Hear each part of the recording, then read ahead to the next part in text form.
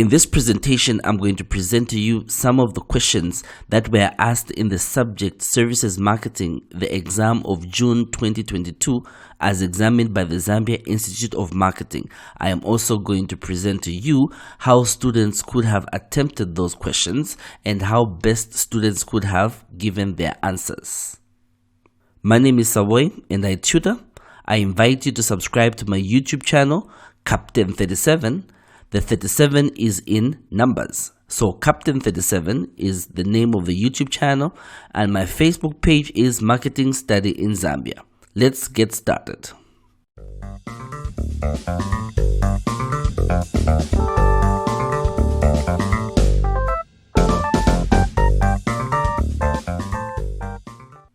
The first part of question number 3, which was A, read as follows. Explain the meaning of SERVICESCAPE with an appropriate example. Explain the meaning of SERVICESCAPE with an appropriate example. And this was 5 marks. What is meant by SERVICESCAPE? SERVICESCAPE refers to the physical environment where a service takes place. If you go to Zanaco at Mandahill, in the Zanaco branch is what is referred to as the SERVICESCAPE. It's the environment where a particular service is going to take place. This is very important because the environment where a service takes place may dictate a number of things. A customer may be willing to pay more or to pay less depending on the environment where the service is going to take place. SERVICESCAPE refers to the physical environment where a service is going to take place. For example, if you want to have your hair cut, you can go to a market, or if you want, you can go to a hotel. You will appreciate that because of these two different environments, how much you pay may be more or may be less, even if it is the same service, and equally, even if it is the same person.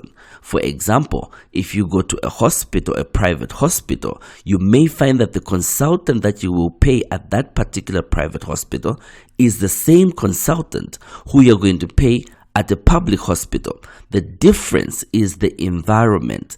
SERVICESCAPE refers to the physical environment where a service takes place. It is very important to appreciate SERVICESCAPE because it helps to analyze and identify the impact of a good environment. It is possible that someone may be willing to pay more because of a good environment, and equally, someone may not be willing to pay more because of a bad environment. As marketing students, and as people who are practicing marketing, it is important for us to create an environment which appropriately represents a service that is provided in that particular environment. SERVICESCAPE deals in the settings, or it deals with the settings where a service is going to be consumed, or rather, it deals with the environment where the service is going to be consumed, where the service is going to be delivered, and where there's going to be interaction between the customer and the organization.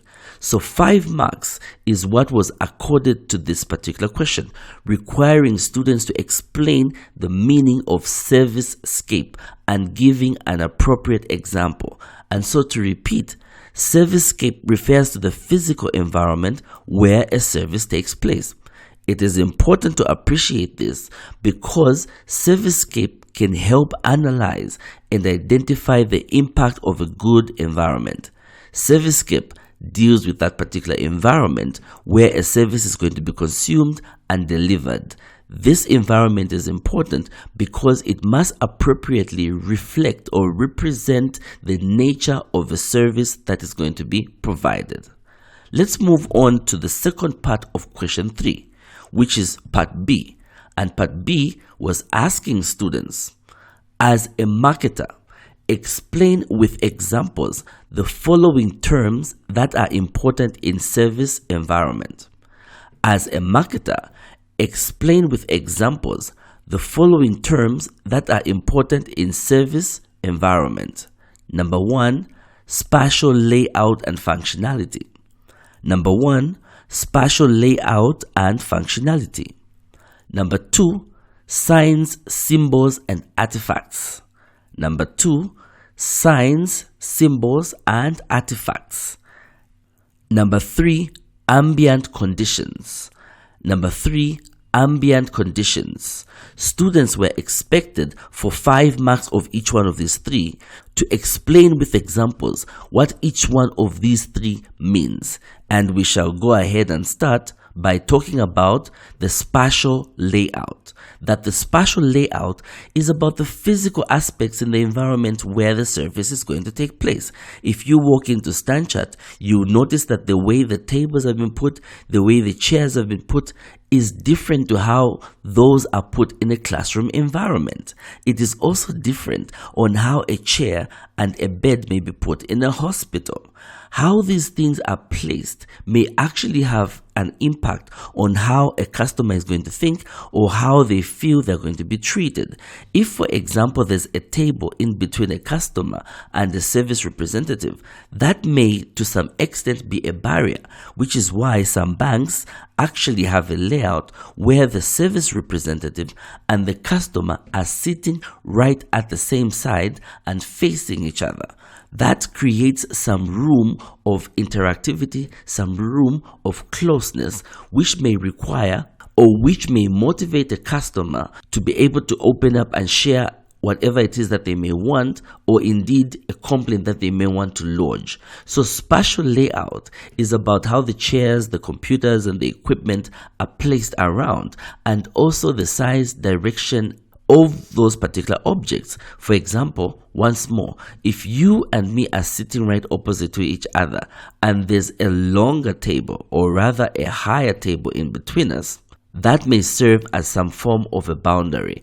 However, if the table is shorter, it may create room.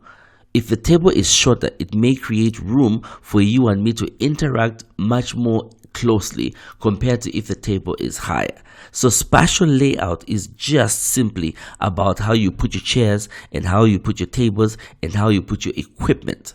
Very important to add is the point of functionality. Functionality is, ask yourself, if you have a computer on your table, what purpose does it serve?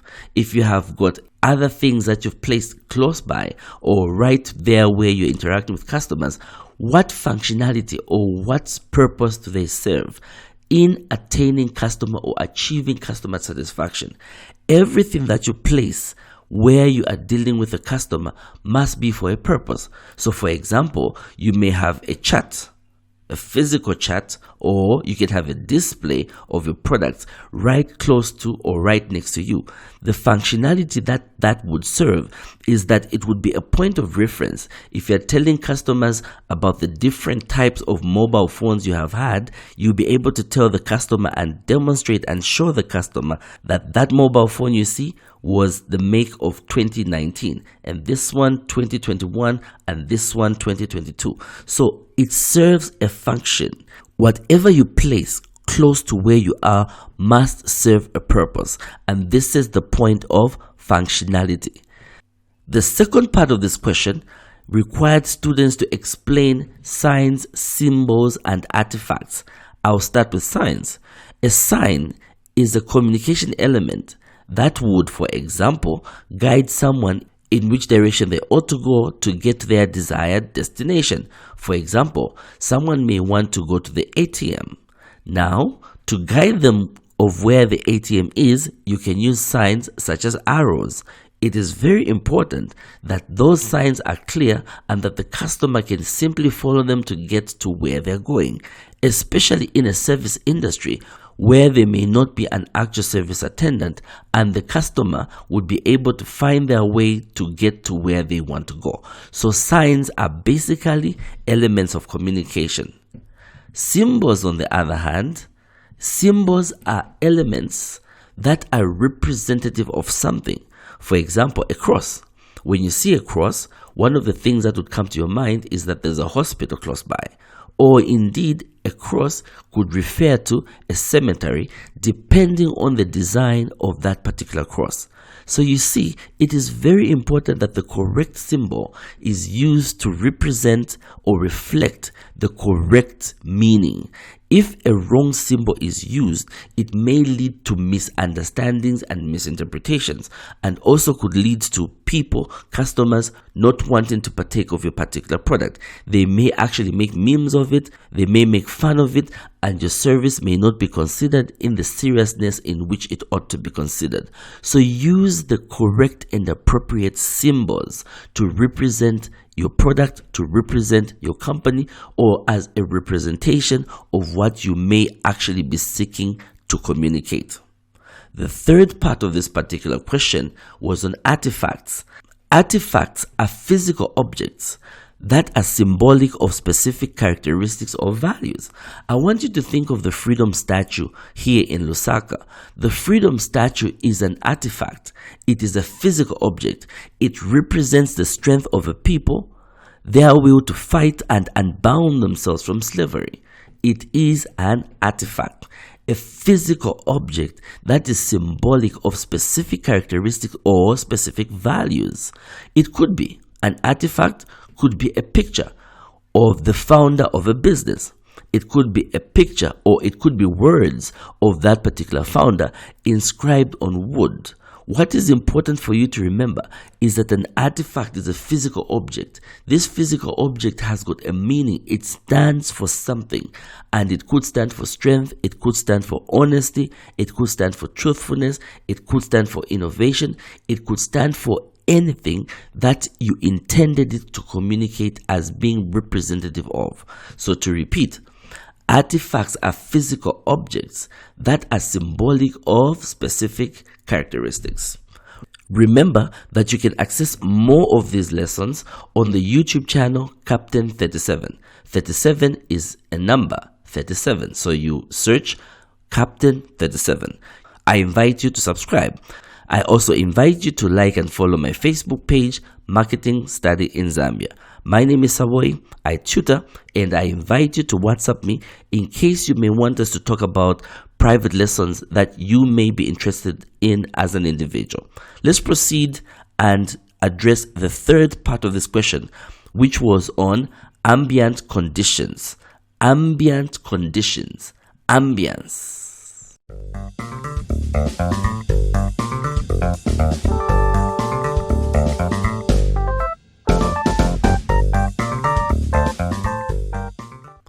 Ambient conditions refer to the environmental factors that can dictate your mood. For example, if you walk to a particular room or a particular building and there's Roomba playing and the Roomba is playing very loud, that is representative of, for example, a club at a particular time of the day. The lighting, there may be psychedelics, and so the lighting is turning from blue to red to yellow. The lighting is changing and it's rolling all over. That can make you begin to start dancing. It dictates your mood.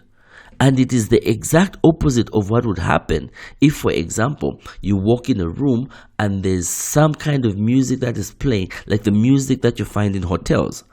You won't find loud music in hotels. You will find that the music is soft and the music is crisp. The music is soft, like you will find the music that is playing in a bank. This is very important because it dictates moods, and you want people to be in the correct mood depending on where they are.